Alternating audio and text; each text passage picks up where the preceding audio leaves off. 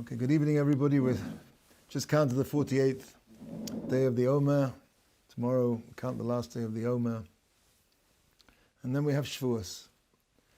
Shavuos we spoke about last week as the center of the Jewish year. The central space that takes up no room, no expansion.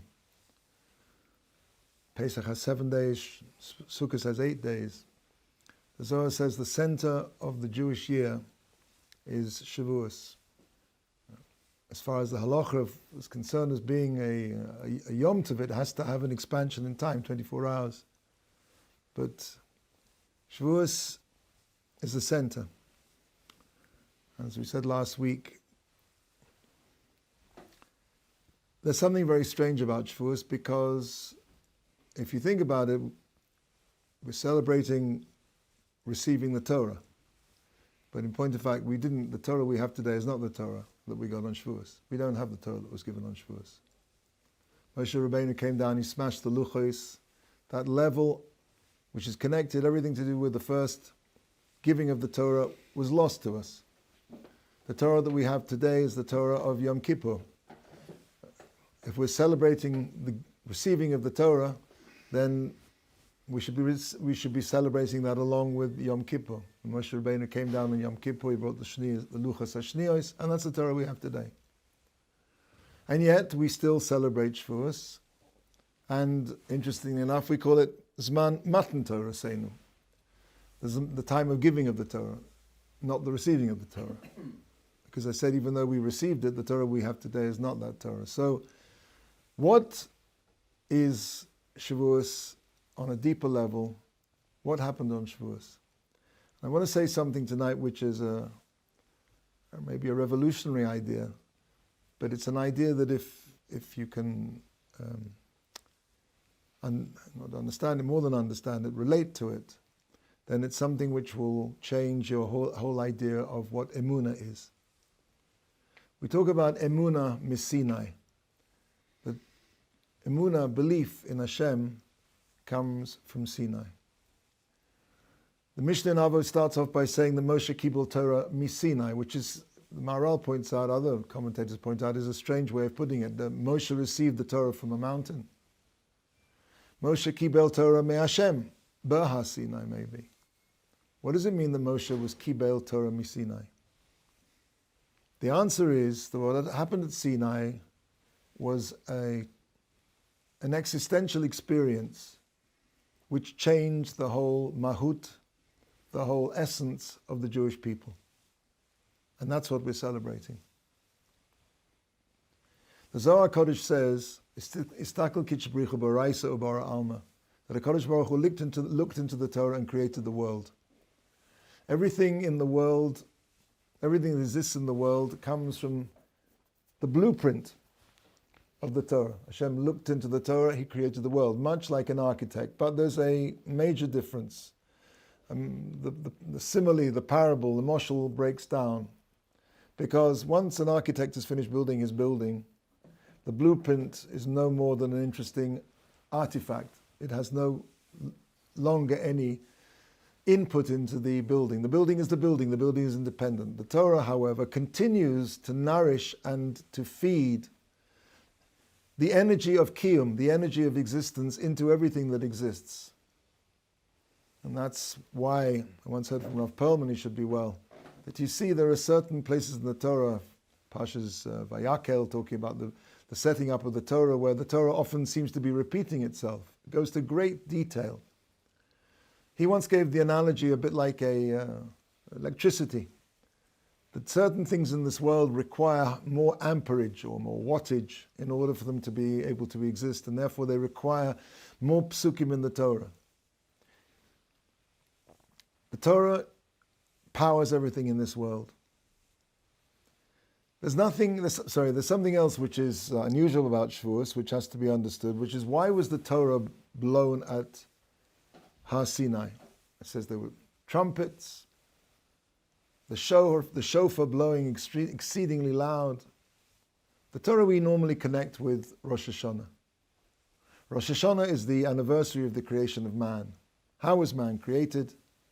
It says in the Torah, Parshas Bereshis, Vayipach ba'apov nishmas chayim, and Hashem breathed into his nostrils, the nostrils of Adam Rishon, nishmas chayim, a living soul, vayihi ha'odam lenefesh chaya. And man became a living soul, nefesh chaya. The Targum Onkelos, the Aramaic translation, translates nefesh chaya as ruach mamalala, a speaking spirit. Speech is the ultimate expression of life. Does it mean to be a living soul? It means to be a speaking spirit. Speech is what defines a human being.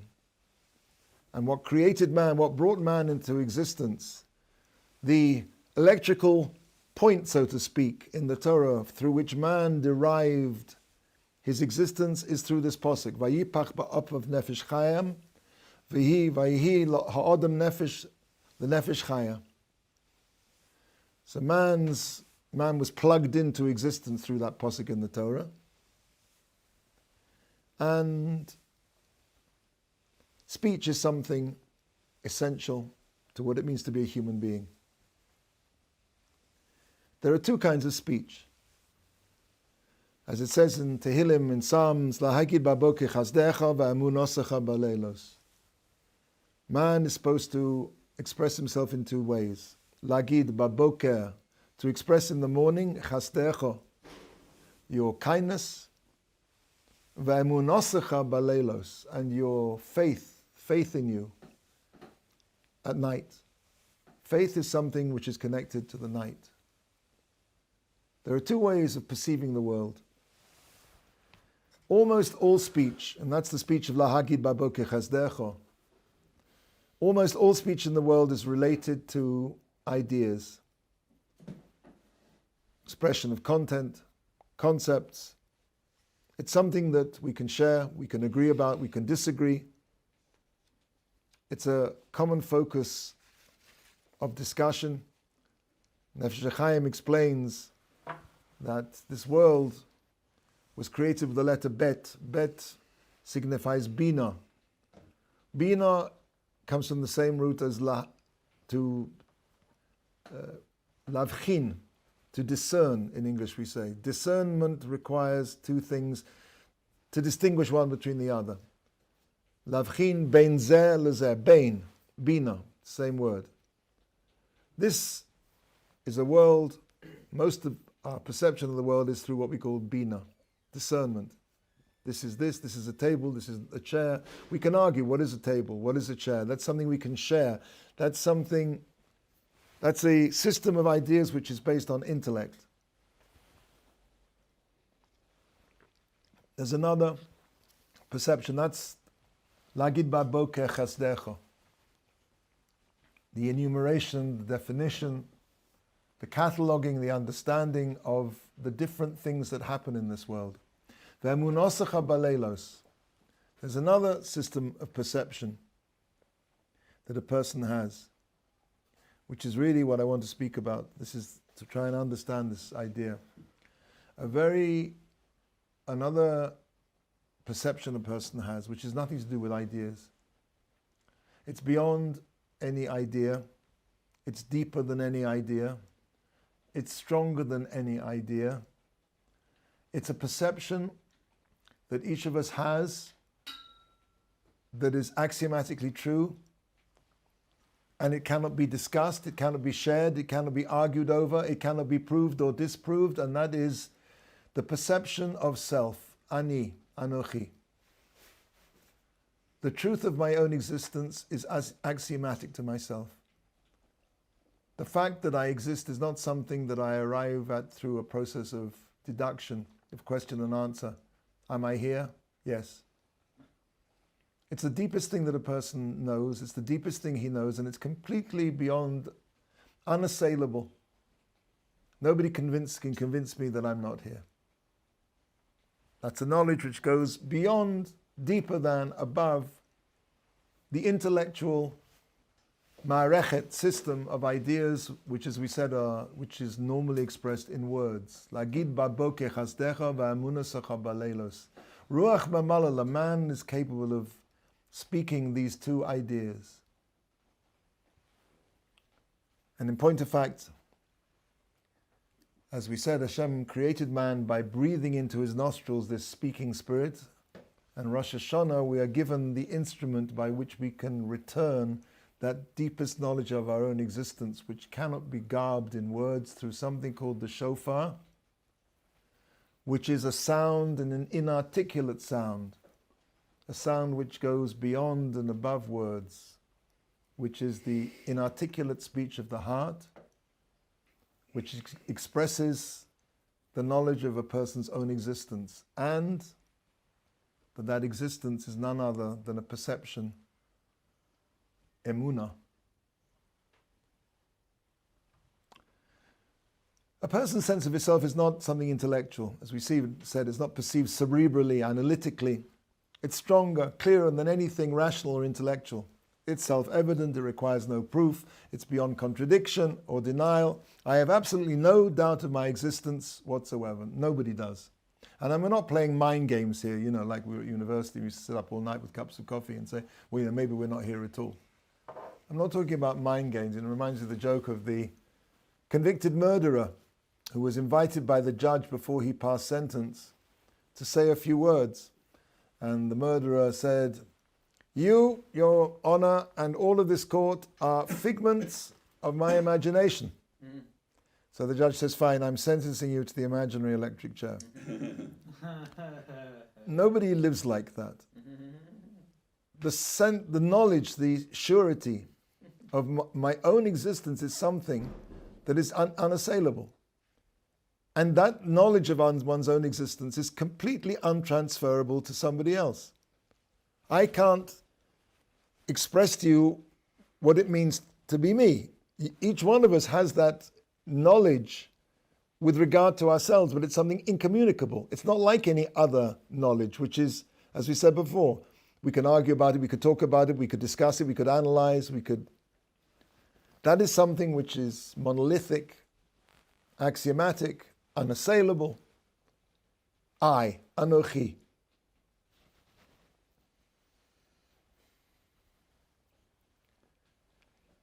As we said, the shofar is the way we express, so to speak, we give back to Hashem that ruach b'malala. Lagid ba'boker chasdecha, in the morning we're going to express your kindness as a Kodesh Baruch Hu. V'emunasecha ba'leilos. Our expression of emuna is something to do with the dark. Now, when we're talking about dark, it's difficult for us to really conceptualize what real dark is. Nowadays, pretty much anywhere you go in the world, it's illuminated, and the darkest thing we can find is probably, somewhat more than a cloudy day. But if you can imagine real dark, emunas chabaleilos, it says by the Akedah that HaKadosh Baruch Hu said to Abraham, "V'lo chosachta es bincha es yichidecha."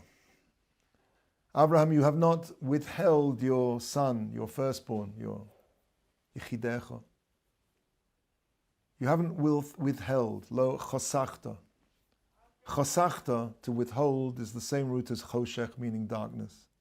True darkness is the withholding of everything else, of all outside perception.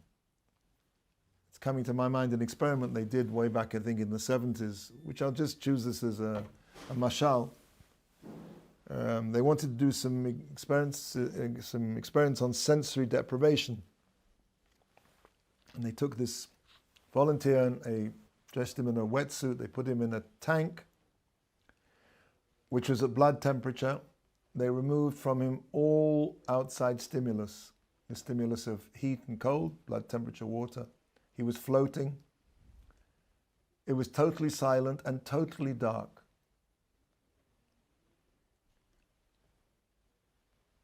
That is the experience of emunos chabaleilos. What is the ruach mamalala going to say? What does the ruach mamalala say when everything is removed from it? The emunos chabaleilos, la hagid emunos chabaleilos, is the expression of our deepest self, which is the expression of the shofar. As we said before, the inarticulate speech, the very knowledge, the very certainty of my own existence. Now, as we said, the Zohar says that it's Statel Kitchebrichu B'Raisa.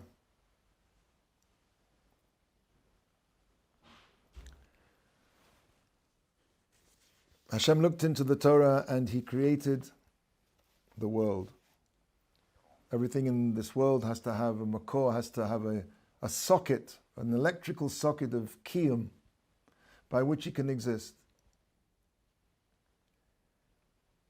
The Gemara in Masechus Shabbos discussing Maimon Sinai says as follows. Va'oma Rabbi Yeshua ben Levi. Rabbi Yeshua ben Levi said, Kol dibor v'dibor sheyotze mepi HaKadosh Baruch Hu yotza nishmosan shal Yisrael. With every single one of the Aseres HaDibros, of the Ten Commandments, the souls of the Jewish people left their bodies. Gemara, Daf Pei Ches Amud Beis, Shabbos, Gemara Shabbos, talking about Har Sinai. With every single word, with every one of the 10 utterances, as the secular world calls it, the 10 Commandments that Hashem uttered, the souls of the Jewish people left their bodies. They died. Why did they die? It wasn't that Hashem chas v'chalila killed them. It was quite simply when there was a revelation, of life itself, the makor ha'chaim, ki imucho hakor makor chaim. You, Hashem, are the source of life. When the source of something is revealed, every, so to speak, spark of that life has this irresistible desire to be drawn back to the source. And the life of each one of the Jewish people, with the revelation of life itself at Har Sinai, was inexorably drawn back to the makor, to the source of life. The Gemara asks the question, if that's true then, Kol dibor v'dibor sheyotza mepi HaKadosh Baruch Hu, yotza nishmosan shel Yisrael, the Jewish people's lives, souls were drawn back. Shenema, as it says the posik, nafshi yotza b'diboro, my soul went out with his word. Uma'acha shemedibor rishon yotza nishmosan, if their souls departed with the first word, dibor sheni heich kiblu, how could they then have accepted the second commandment if they already died? We know clearly there were 10 Asaras 10 statements. And we know, Gemara talks about that for sure, the first two of them were certainly heard from the mouth Kaviyochel of Hashem. So if the first one they died, then how could they have heard the second one? The answer is, the Gemara says, Hori tal she'osid lachiyos boimesim, the dew with which in future the dead will be brought back to life. Tchiyas HaMesim will be performed through dew. That's why in the second bracha of Shemona Esrei, which is the bracha of Yitzhak Avinu, which talks about Mechayei Meisim, that's why we include in that the prayer for Morid Atal or Morid Geshem. So, after their souls passed away, the dew that would be used in the future to vivify, to resurrect the dead, came and brought them back to life. As it says, it's a pasuk in Tehillim, Geshem nidvos tonif elokim nachlascha v'nil'a ata konanta. The dew came down and put their souls back into their bodies, but, and this is the key point I want to get to, Emuna comes from Sinai, belief comes from Sinai. When HaKadosh Baruch Hu brought their souls back into their bodies using the tal of Tchiyas HaMesim, what was brought into their bodies was no longer powered in the Torah by Vayipach Ba'apov Nishmas Chaim. That was the original electricity by which mankind existed.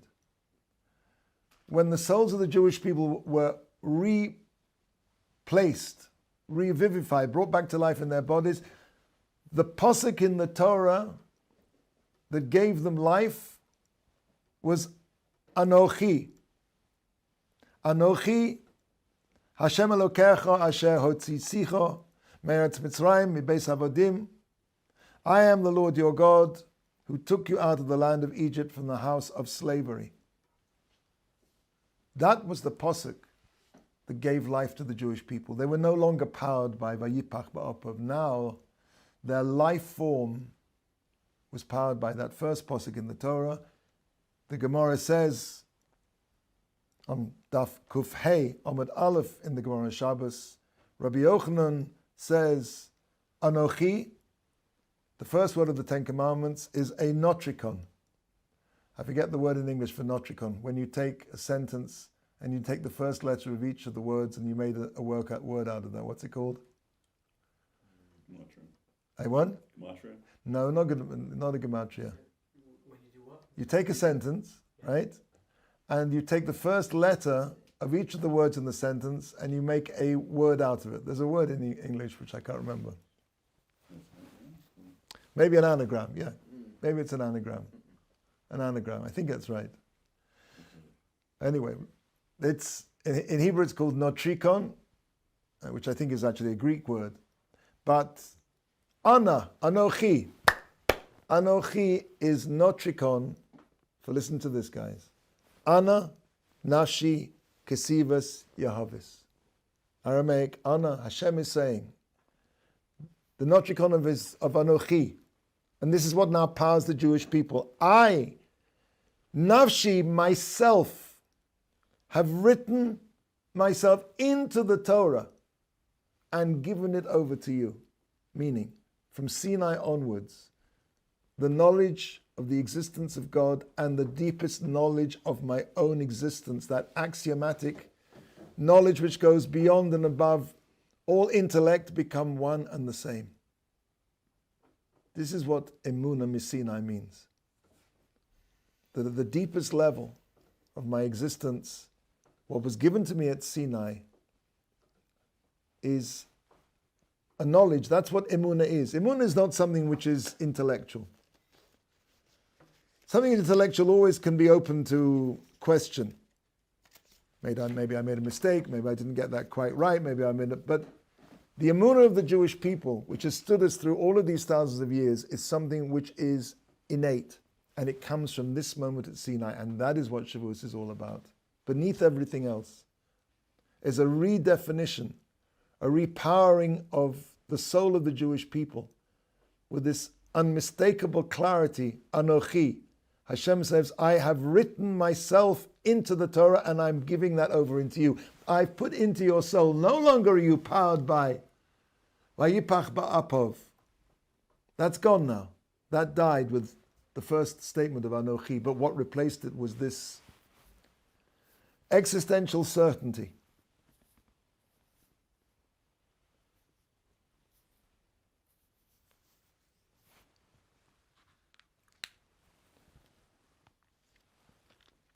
The Gemara in Sukkah says,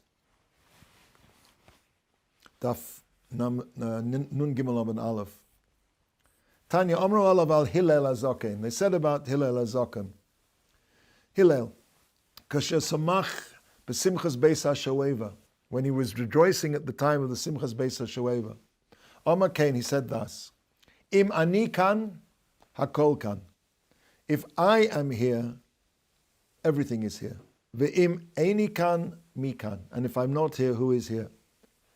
Rather seemingly strange statement that Hillel is saying about himself is, if I'm here, everything's here. And if I'm not here, then what's here?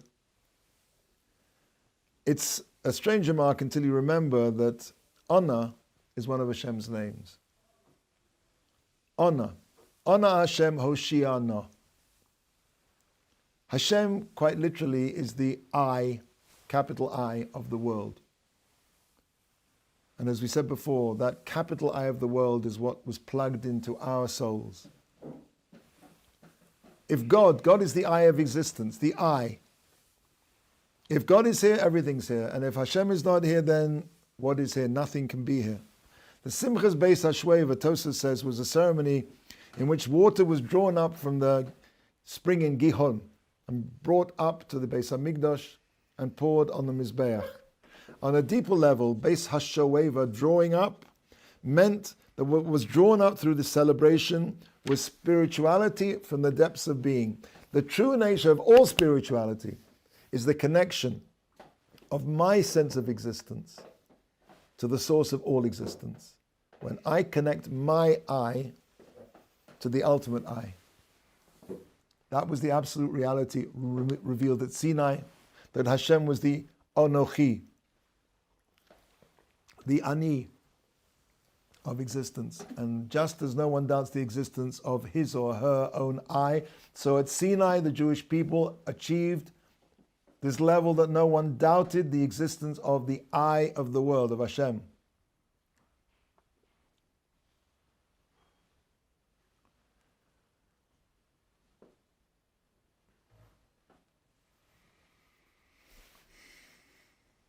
Nefesh HaChaim, other writers, speak about Shema. Shema Yisrael Hashem Elokeinu Hashem Echad. When we say that a God is one, we don't just mean there's one God. On the ultimate level, when we say Hashem is Echad, Hu Echad ve'ein Sheni, that his oneness precludes the existence of anything else apart from him. Something which is truly one, there can be Ein Sheni, there can be no other. Which of course is a problem. Because if Hashem is Echad and his Achdus precludes the existence of anything else, then who exactly is saying this Kriya Shema? Shema really is a weapon. Because a person can go through his life and see himself as the center of existence. And really that's the way, if you think about it, that's the way we really live most of our lives. We go through our lives, we see ourselves as the center of things. I know I exist. As we said before, that's the most certain of all cognition. I exist. It's very easy to turn that into a kind of avodah zarah. It's very easy to turn that into a kind of, hey, I'm here, I know I'm here, I don't know about the rest of you guys, maybe you're just this, super duper IMAX presentation that's going on. And in point of fact, that's what Paro did. It says in the Novi, that Paro made himself into an Elohus, into a God. It says in the Pasuk, Li hayo'or, to me is the river, va'ani asisini, and I made myself. Now, Paro wasn't a stupid person. He was an extremely brilliant mind. And his mind took him to the following. The fact that I exist proves the necessity of my existence. If I'm here, it means that I have to be here.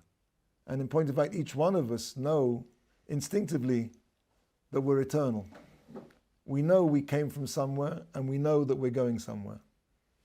The transitory nature of the body that we're in, that we see dying and decomposing, everybody deep inside each one of us, we know that who we are is eternal.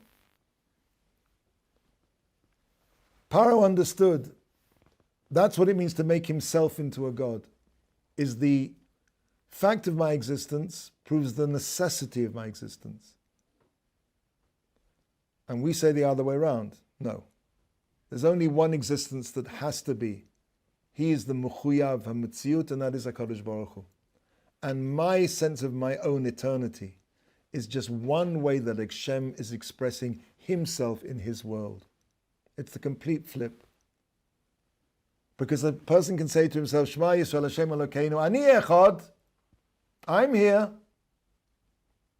A Jew says, no, Shema Yisrael Hashem Elokeinu, Hashem Echad. On the ultimate level, what that means is that I really exist only to the extent that I'm an expression of him. That is what Emuna means. That is Emuna in the deepest sense, that I understand and I surrender, so to speak, the deepest sense of my own existence to the existence of the Borei, of the Creator. Yisbarach Shmo. In fact, it says in the Sfarim that for a split second, when a person says Hashem Echad, he should think Ein Od Milvado. There is nothing else except for Hashem. But a person can only think that for a split second. It says Rotza V'Shav, talking about the Malachim. Rotza V'Shav, run to that idea and come back. We're not allowed to live in that world, in the world of Hashem Echad. Because we live in a world where there's something called Shabbos and there's something called Yimei Chol, there's something called Treif and there's something called Kosher, there's something called Tuma, there's something called Tahara.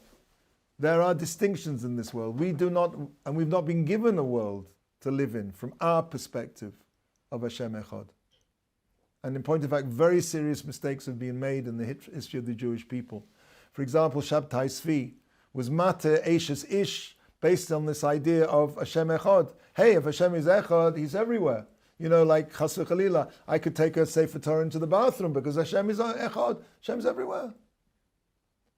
We're not allowed to live in that world, and that world is a world that has a tremendous potential for destructiveness. But twice a day we are commanded, when we say Echad, to visit that place where nothing else exists apart from Hashem. That is Emuna, where I surrender the deepest sense of my own existence, self-evident beneath all knowledge, to the fact that Hashem exists.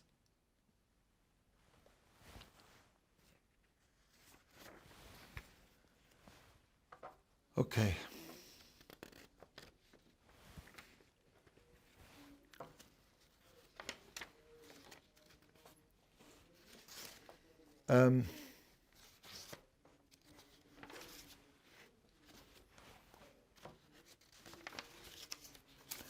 I think we'll leave it there. I'm going to pause now for questions. As I said, this is it's a deep idea, and if you can grasp it, the next time you say Krishma, if you go to this place, this is really how I understand what it means, Emuna Sinai. This is the awareness which has allowed the Jewish people to be Moshe Nefesh, to give up their lives, Al Kiddush Hashem, throughout the generations. We're not a nation that proselytizes killing ourselves. The Jewish idea of martyrdom is if a person is required and needs to give up his soul, he will do it. And he understands that it's not really a change for me. But we don't believe that martyrdom means sending off our children in the morning with their sandwiches and an explosive belt. That's something which is very foreign to Judaism. In other words, we don't train our children to gleefully try and kill themselves. No people in the world are more pro-life than the Jewish people. And yet, when necessary, we understand that we are able to be Moshe Nefesh. Where does that come from? It's not something intellectual. It's when we tap into the deepest knowledge of our own existence, sublimate that, surrender that. And when we say Shem Echad, we express, we are literally Moshe Nefesh, and that's why maybe a Jew is Moshe, gives up his soul when he is called upon to give up his life to be Mekadosh Shem Shemaim. He says Shema Yisrael because in Shema Yisrael really I'm giving up my soul twice a day, the deepest certainty of my own existence to the existence of the Borei, Kadosh Baruch Hu. That's what happened at Sinai. That's Anochi. That's what Hashem put inside every Jewish soul. That's what we're celebrating at Shavuos. That's what being mechazik at Shavuos. That twice a day recitation of Shema Yisrael when we say Echad, that's the moment we give up that deepest sense of our own identity to the existence of a Borei Shalom. Yeah. So I wanted to ask, how do we understand eternal do we understand the soul as eternal or no? For sure. Since, I mean, I hear, but the thing is, see, if the soul was created or not. Because if the soul is created, The soul is a part of Hashem. Is a chelek melokar milamal. The soul is a part of Hashem, which is why, which really is eternal. It really fits in exactly with what we're saying here.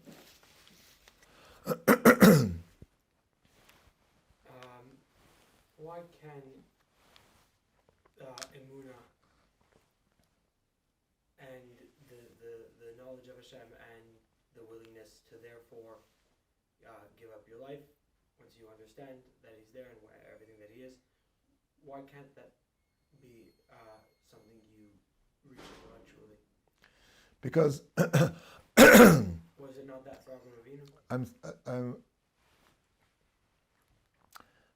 Avram Avinu arrived at a belief in Hashem which was based on logic, but after that Hashem revealed Himself to him.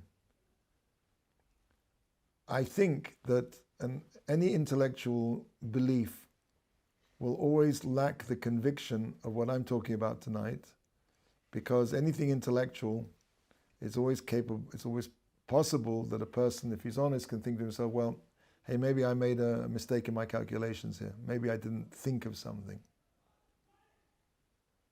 Anything which requires me to come to a conclusion intellectually is always subject to the doubt that, maybe if somebody comes along and gives me another piece of information that I hadn't thought of, that, wow, that's right. And my Emuna just went out the window.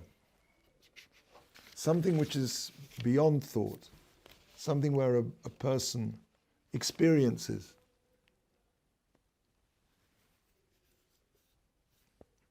The perception of his very existence as no more than Hashem expressing one aspect of Himself in the world. That is not something which is intellectual. And therefore, it can never be mistaken. That is what I believe was given over to us at Sinai. And that is what we're celebrating at Shavuos, essentially. Of course, we're also celebrating the giving of the Torah, but the giving of the Torah was an experience. Moshe Kibel, something called Torah Misinai. And as I said before, the actual physical Torah that we have comes from Yom Kippur. But what was given to us at Shavuos was this deepest perception that our own existence is inextricably linked up with the belief in a Borei Olam.